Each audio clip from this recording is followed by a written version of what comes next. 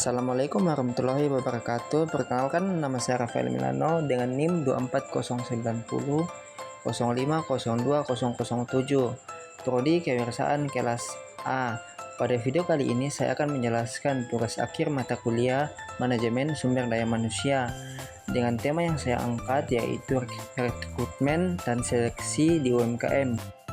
Rekrutmen adalah proses menarik calon karyawan yang memenuhi syarat untuk mengisi posisi tertentu. Seleksi merupakan proses pemilihan kandidat terbaik berdasarkan kapasitas, pengalaman, dan kesesuaian dengan kebutuhan pekerjaan. Mathis dan Jackson pada tahun 2017, UMKM dan tantangan rekrutmen. Menurut Walker dan Brown, tahun 2004, UMKM sedang menghadapi keterbatasan dalam menarik tenaga kerja yang berkualitas karena minimnya sumber daya dan prosedur formal.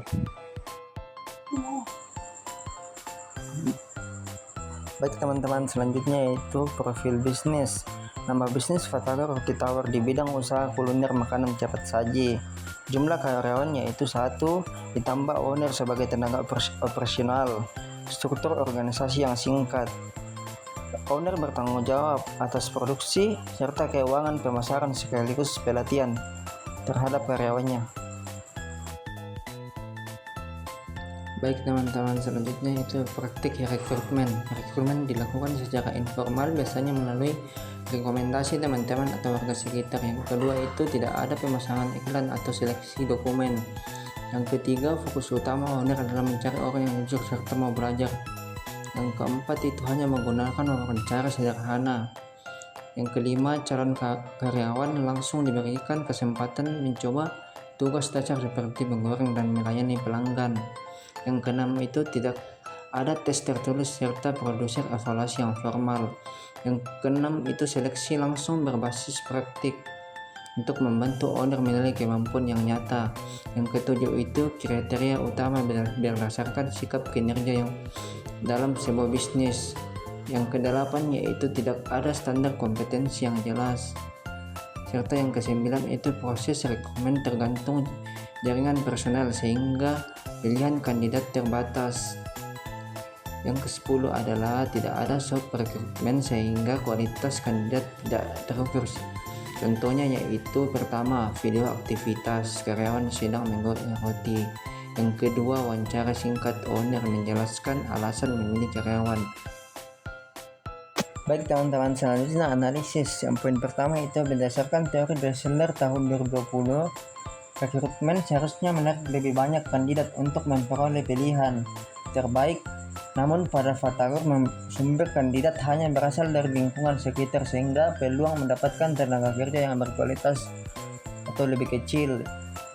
Terus poin kedua itu seleksi Fatagor sudah mendekati konsep work simple test, uji kerja langsung menurut Mathis dan Jackson tahun 2017, tetapi belum dilengkapi kriteria formal untuk penilaian. Terus poin yang ketiga itu minimnya standar membuat owner mengandalkan institusi pribadi yang sesuai dengan temuan Walker dan Brown tahun 2004. Bahkan UMKM sering tidak memiliki sistem HR formal.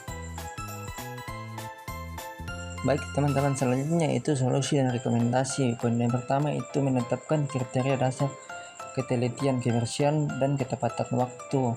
Poin yang kedua itu menambah saluran rekrutmen sebagai media sosial lokal atau grup WhatsApp warga, form wawancara dan checklist seleksi yang di dalamnya itu yang pertama agar penilaian lebih objektif dan tidak hanya berdasarkan feeling.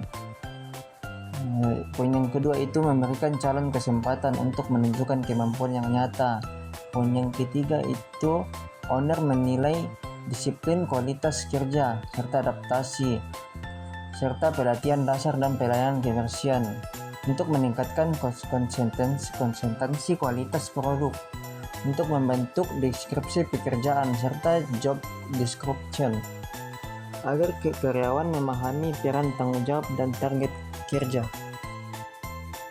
Selanjutnya yaitu kesimpulan. Praktik rekrutmen di seleksi pada UMKM Fatagor berjalan sederhana dan informal sesuai kapasitas usaha kecil. Namun proses tersebut masih dapat diperbaiki dengan membuat standar dan prosedur minimal agar pemilihan karyawan lebih efektif. Pesan akhirnya yaitu sistem MSDM sederhana namun terstruktur dapat membantu UMKM berkembang lebih cepat untuk meningkatkan kualitas pelayanan serta menjaga keberlanjutan usaha. Baik teman-teman, demikianlah beberapa hal yang bisa saya sampaikan. Sebelumnya saya mohon maaf yang sebesar-besarnya kepada kita semua apabila dalam penyampaian tadi mungkin ada kesalahan kata atau beberapa pernyataan yang menyinggung hadirin sekalian. Saya ini hanya manusia biasa yang tidak luput dari kesalahan. Terima kasih.